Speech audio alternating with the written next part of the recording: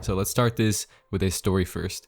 When I was about 10 years old, my mom gave me her old Hello Kitty computer. It was like a pink computer and it had a little sticker on it. I installed FL Studio onto it. I literally had the physical edition of it, and I used this USB. It came with the installer. Installed FL Studio onto it, and within the hour, I was producing on my own computer and on my parents' computer for the first time. And here's the funny part. Pretty much every day I would take this USB that came with the FL Studio box, and because I didn't have internet on my computer, I would go to my dad's computer and plug this thing in, and I didn't know the password, so I had to get my dad to actually log in for me. And when he logged in for me, I would go to YouTube and search up free FL Studio project files and like free sample packs, and I would download those project files and put them on this USB right here to transfer them over to my computer, so then I could open the project files and analyze them. And my point is, downloading other people's project files is one of the best ways to learn, especially if you're new to music production. You can literally get a ton of other producers' perspectives on how they produce and how they sound design and all of that stuff. And I wouldn't be surprised if a huge chunk or like percentage of how I learned music production was from that, downloading other people's projects. But with mixing and mastering, it's a little bit harder because I remember a ton of people putting like Soundgoodizer on their master, which, I mean, if you want to do that, it's your project. If it sounds good, whatever. But then I would proceed to go and put Soundgoodizer on my master, and it sounded terrible.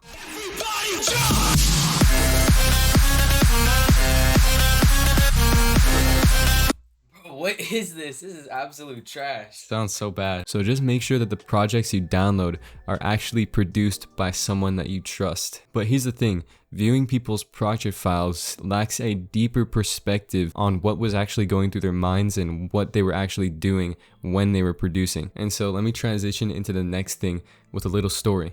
A long time ago, maybe like 4 years ago, when me and my family first moved back to where we currently reside, me and my parents were trying to find music production classes so that I could learn more. And eventually we did find one. We called them up, and a couple days later I went into the place and showed one of the instructors my projects so that he could evaluate me and kind of see what level I'm at. And I actually invested a lot of my own money into these classes. Now just imagine some random 14-year-old producer coming into your classes and investing his ghost production money that he earned from Fiverr so that you could teach him. And I definitely did have my grandparents pay for like half of it as well. And let me tell you, this is probably the best investment that I could have ever made for my music production career, because having a mentor or mentors and a community by you that's just like you, that has the same passion as you making music, it quite literally like accelerates your journey. I genuinely feel like I gained 2 years of experience. And the thing is, you don't have to do this in real life either. You don't have to go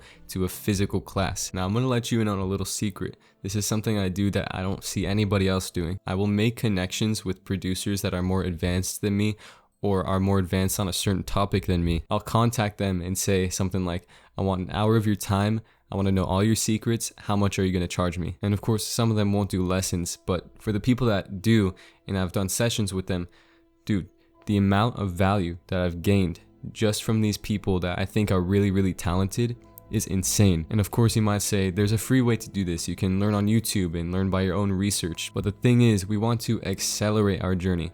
Learning off YouTube and your own research is going to take 10 times longer. Trust me, I've learned from experience. And it's okay if the majority of what you learn is self-taught, like from YouTube and stuff, but every now and then just save up a little bit of money and invest into like a mentor or something like that that's going to actually further your knowledge and accelerate everything. And this is not just for technical questions for production and whatnot.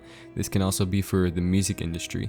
I mean, if you had an hour with Martin Garrix or Virtual Riot or any of those guys, how much would you pay for them to just answer all your questions about production, the music industry, sound design, everything you want? Just imagine how powerful that is. That's crazy. Now, I'm definitely not the best producer or the most experienced, but I just told you the things that genuinely helped me accelerate my music production career and get to the point that I am right now. I'm not going to plug my course or my sample packs this time because I genuinely just want to help you make music now and to thank yourself later.